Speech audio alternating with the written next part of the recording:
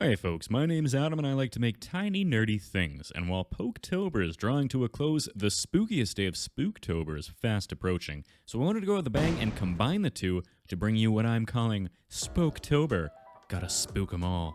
Of course, that means we need the spookiest Pokemon of them all, and to really make things exciting, I'm gonna make all of his evolutions as well. Now everybody take note of the time and date because I actually planned this one out ahead of time. My plan is to bake a 3-tiered spooky cake with each of the evolutions holding up the previous iteration. And that's kind of it. That's as far as my planning went. At any rate, the first step is going to be making my cards. This follows the exact same process as always. I'll print out the cards, glue the front to the back, then slam it on the table until the interesting bits pop out. Then another quick slam on the table should lock all those pieces in place. And that leaves me with a nice thick semi-3-dimensional card, so all that's left to do is a quick flick of the wrist to give it a nice shiny gloss varnish. And that's the cards done, which means it's time to get started on the first tier of my spooky cake. Now, the chubby purple pinecone ghost is pretty much just a big egg with a bunch of spikes. And normally, I build a body out of aluminium to save on clay, but I found a 5-pound note in my jeans the other day, so suffice to say, old Adam's living large. Also, this is going to be the base of the sculpture, so I want to make sure that it's got as much weight as possible. So once I've got myself a dangerously heavy, albeit lovingly crafted clay egg, I can start removing the space for his big, gormless grin. I consider taking the easy way out and just giving him a toothy smile, but I'm going to earn that 5-pound note and make his whole mouth. Now he does need a really smooth exterior, and it's kind of hard to smooth an egg you're holding, so I'll bake it first before going ham with the sandpaper.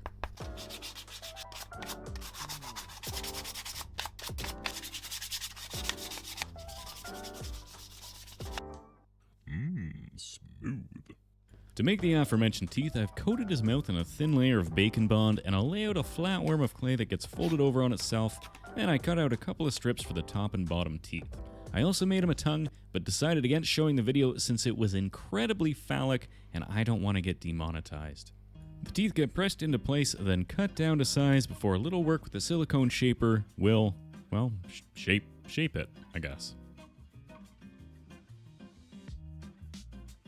Oh hey, remember all that work I did sanding the exterior smooth? Well, that was a complete total waste of time since I'm going to add another layer of clay over top so I can build up the eyes and increase his upper face from a 4 head to a 5 or a 6 head.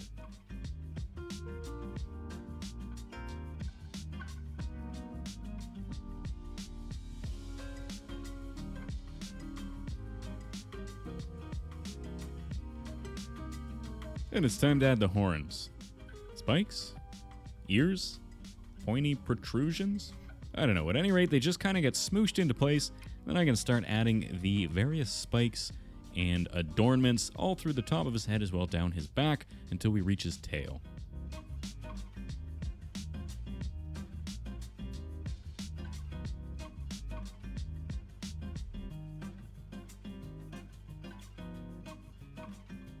Now my plan is to have the violet porcupine standing on one leg holding up the next card, so I'm going to need to reinforce those two body parts with some pretty heavy gauge wire.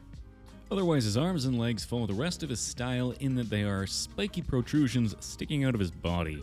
The opposite arm and leg won't need any support since they won't be supporting any weight, and the clay should be thick enough to hold itself up.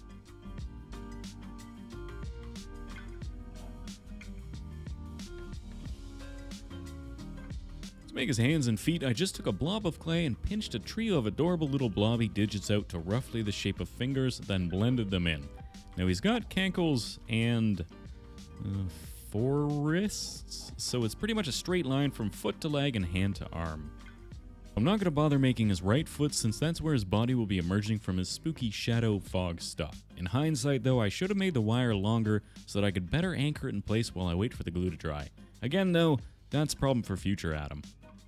Otherwise, all I need to do is smooth out all the seams, and that's one Spookymon down, 2 to go.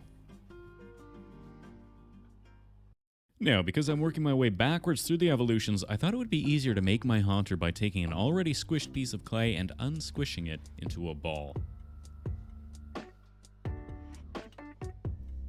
Then I can make another egg and cut another mouth out.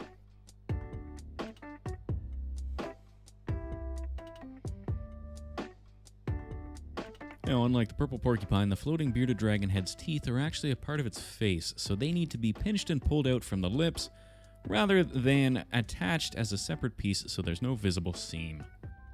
And once I blended the bottom into a spooky tail and shaped the face a little bit more, it got me asking the inevitable question we've all asked at one point. If the Venom symbiote invaded the world of Pokemon, what would it choose as its host? Let me know what you think down below. Maybe that's the crossover we've all been waiting for. Otherwise, with the main body finished, I can start adding the eyes in, bulking out the sides, and adding the requisite spooky spikes.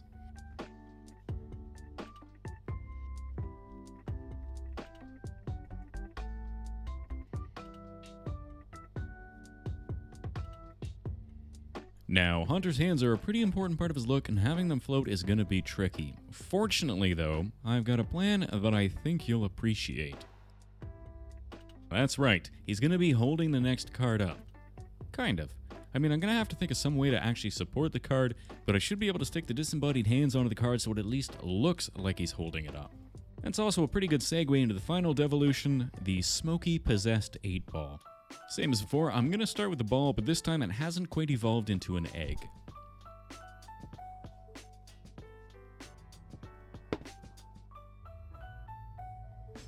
In fact, just about every part of him is a step down the evolutionary ladder. His tongue is a flat nothing, he's only got 2 pointy white teeth, and his eyes aren't even embedded in his head. Honestly, he's a bit of a mess. Now I am going to make his teeth and eyes separately and leave them till the painting is done, since I figured it would be easier to make them out of white clay and just glue them on at the end.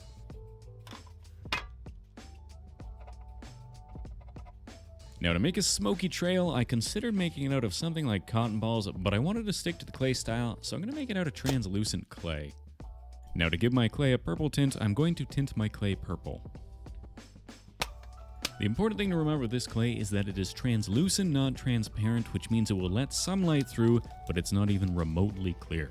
I really wanted to make all the spooky, smoky sections out of resin, but that involves building a silicone mold and casting in resin, for which an intricate sculpt can take many weeks to get a halfway decent result. Knowing just how short my attention span is, I'm going to try and cheat my way into a quicker alternative. For now though, it's time to make a grave. I'll start by making a big wormy dealy and rolling it out into a longer, albeit equally large wormy dealy, before cutting that down and rolling it flat. Then I'll stack several layers of said wormy dealies on top of one another until I've reached optimal grave wall thickness. Then I'll cut out the various sections of my walls using one of my cards as a reference for how long each piece needs to be. Finally, I'll taper the side walls to give the grave a nice angle. And it's just a case of fitting all the pieces together.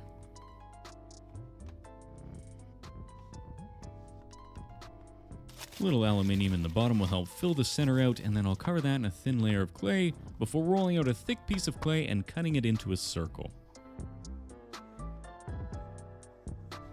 This will act as the ground beneath my grave, and I'll build up the size using a bit more clay before adding texture with my favorite texture creating tool, a rock I found in my garden.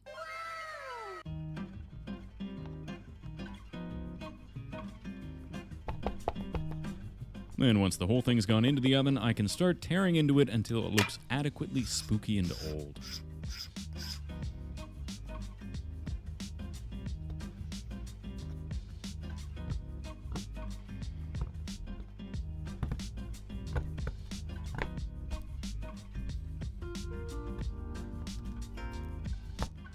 Then I'm on to the final step in the sculpting, which is adding all the spooky, translucent, shadowy bits.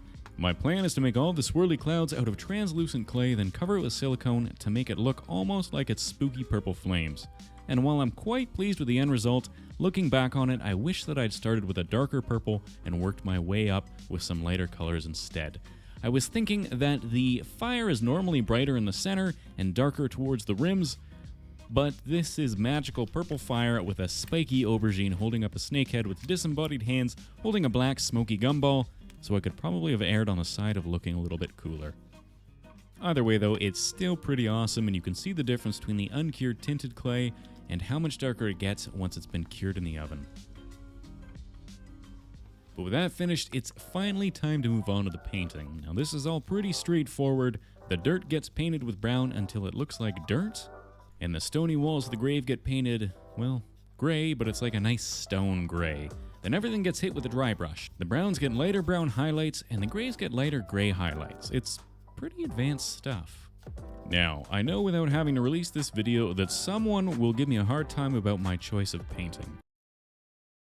It's inevitable that someone will inform me that I painted Gengar & Company the wrong color. Fortunately, I hold all the power here, and purple is my favorite color, so I'm gonna go all in on painting these fellas the most purple of all purples, which is, coincidentally, a 50-50 mix of purple and Imperial Blue. Except for the 8-ball, who's obviously just black. Then it's just a case of working my way across the 3 monsters, painting tongues, eyes, and teeth appropriate colors.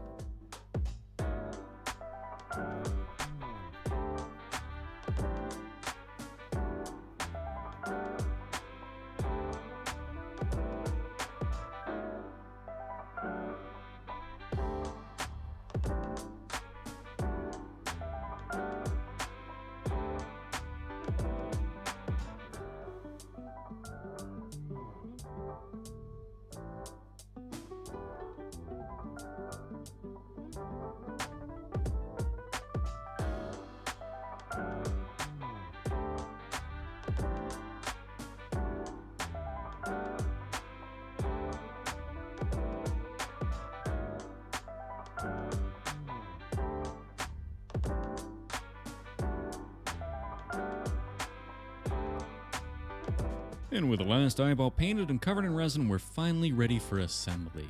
Now, there's going to be a lot of weight resting on each of the supports, so I want to make sure that these suckers are locked in place, so I'm going to use 2-part epoxy. This gets mixed in equal parts and applied liberally between the joining sections. Now, I wasn't concerned with any spillage, since I'm going to be planning on covering these spooky parts anyways, and it means that everything is as strong as possible.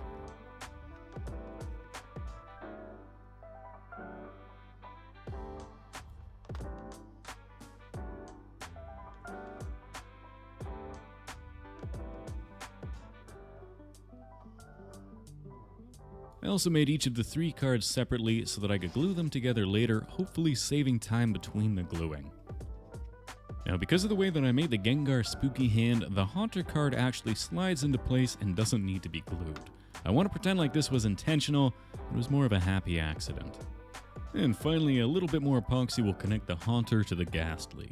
And then I just kind of sat like that for 30 minutes. And of course, I can't forget my hands.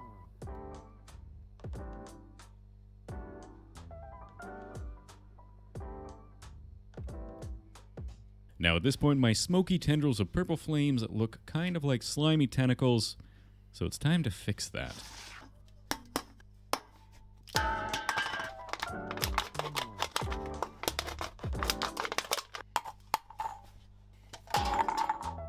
This is my clear silicone, which will, when mixed with a bit of isopropyl alcohol and a few drops of purple ink, act as my spooky purple flames. Basically, I'll mix up a few pots of silicone and alcohol and then mix in a few drops of ink until I've got a couple cups of varying shades of purple goo. Then I can spread this over the slightly slimy pink tentacles and tease it until I've got kind of a flamey looking tendril of shadow.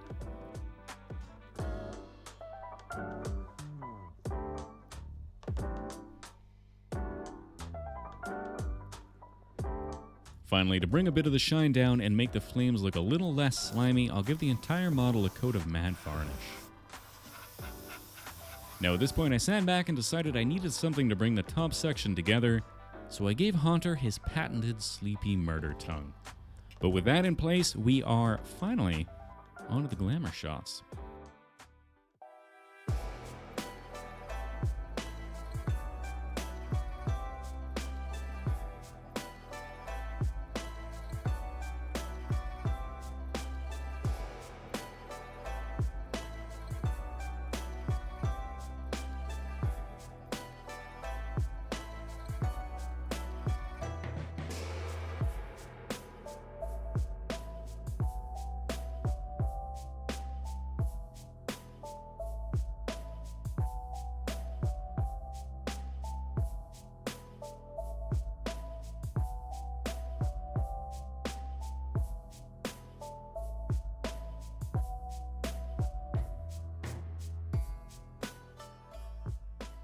There you have it, folks. I hope this was adequately spooky on this spookiest of Spooketobers.